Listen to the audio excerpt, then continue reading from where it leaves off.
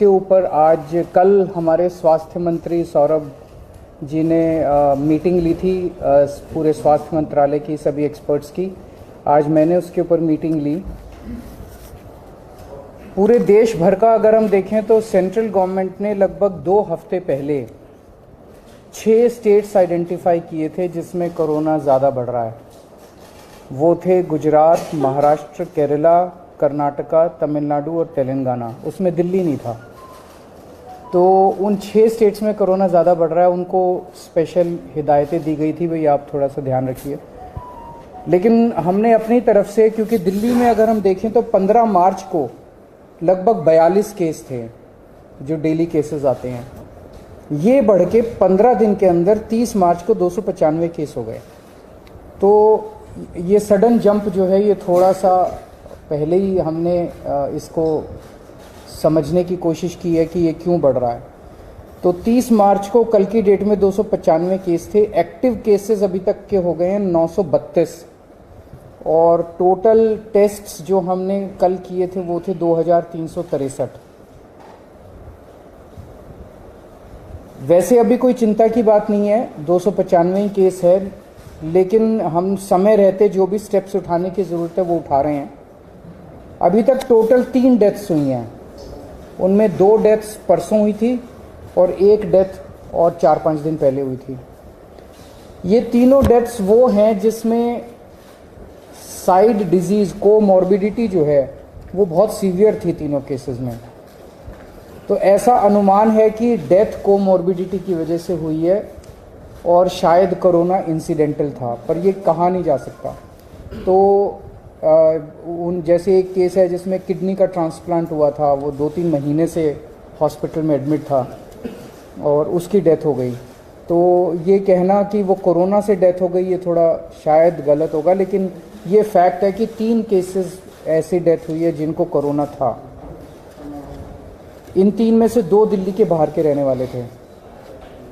अभी इस वक्त जितने भी हमारे केसेस पॉजिटिव आते हैं, 100% केसेस की हम जीनोम सीक्वेंसिंग करा रहे हैं।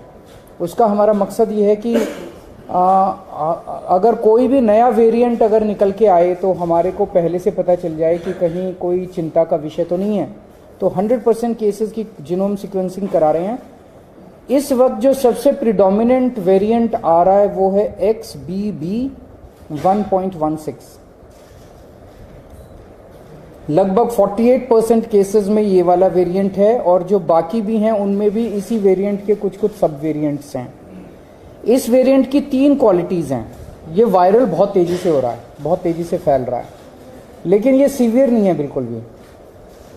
ना तो इसमें कोई तेज़ सिम्टम्स हैं और ना ही इसमें ज़्यादा हॉस्पिटलाइजेशन की ज़रूरत है और ना ही इसमें डेथ्स की ज़्यादा चिंता है। तो सीवियरिटी इसकी कम है।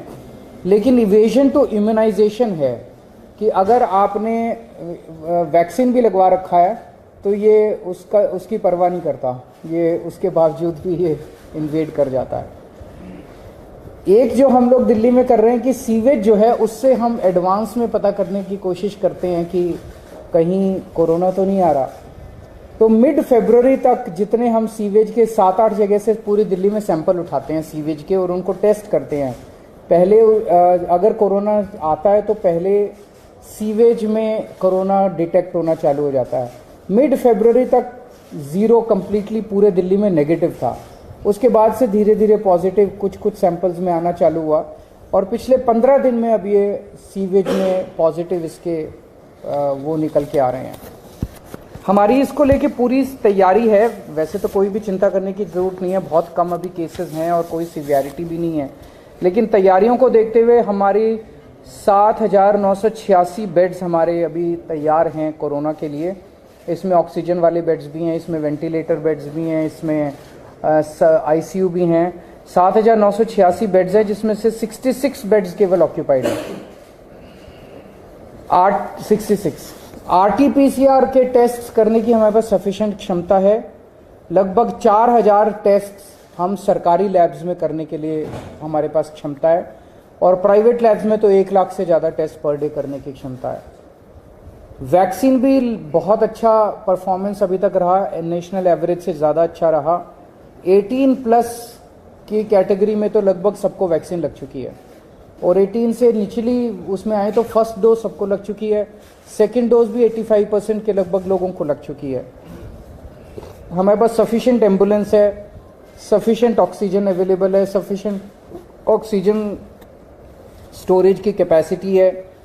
26 मार्च को हम लोगों ने 38 सरकारी दिल्ली सरकार के हॉस्पिटल्स की खुद ब खुद एक मॉक ड्रिल की थी कि बाई चांस अगर हो जाए तो, और इसमें जितने मान लीजिए कोई इक्विपमेंट काम नहीं कर रहा था, ऑक्सीजन वाली अवेलेबल है नहीं है, वैक्सीनेशन, सारी चीज़ों की एक से ट्रायल करके देखा था कि सारी चीज़ें काम कर रही है कि नहीं कर रही।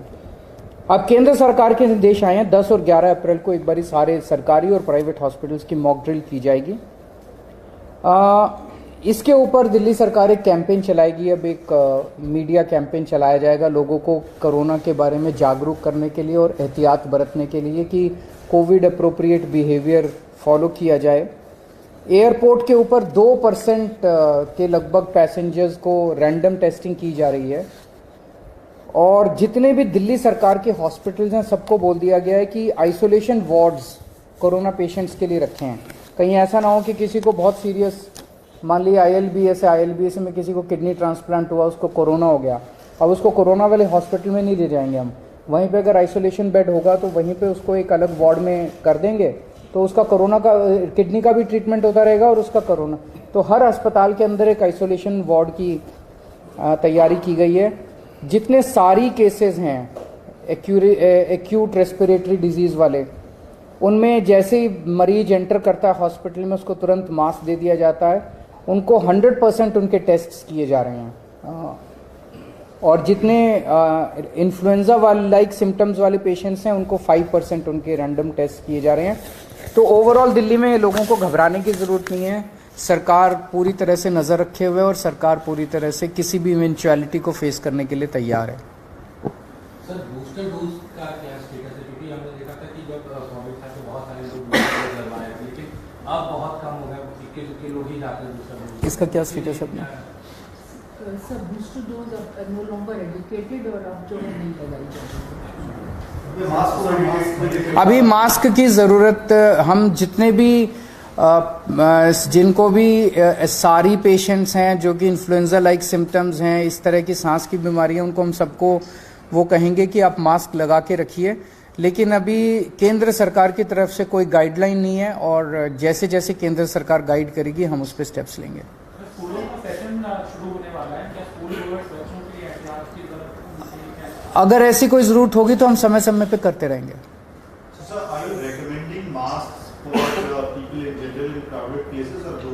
We are recommending masks to those who have respiratory disease like SARI, ILI, etc. Sir, अक्सर ये देखा जाता है केस बढ़ते थे, हम रैंडम टेस्ट करा देते थे, खासतौर पर एयरपोर्ट और बस अड्डों पर। एयरपोर्ट पे 2% कर दी है, 2% सर, उसको बढ़ाया जाएगा? ज़रूरत पड़ेगी तो बढ़ाएंगे, बिकॉज ये सारी चीज़ें जो भी हम कर रहे हैं, देखिए सबसे ज़्यादा एक्सपर्टीज़ केंद्र सरकार के पास है, and we look up to the central government for giving guidelines from time to time. जैसे जैसे केंद्र सरकार हमें गाइड करेगी हम उसको पूरी तरह से फॉलो करेंगे। उसको आपको याद होगा कि डिजास्टर मैनेजमेंट से अलग कर दिया गया था कोविड को, so now this is not being monitored by DDMA और NDMA। Thank you.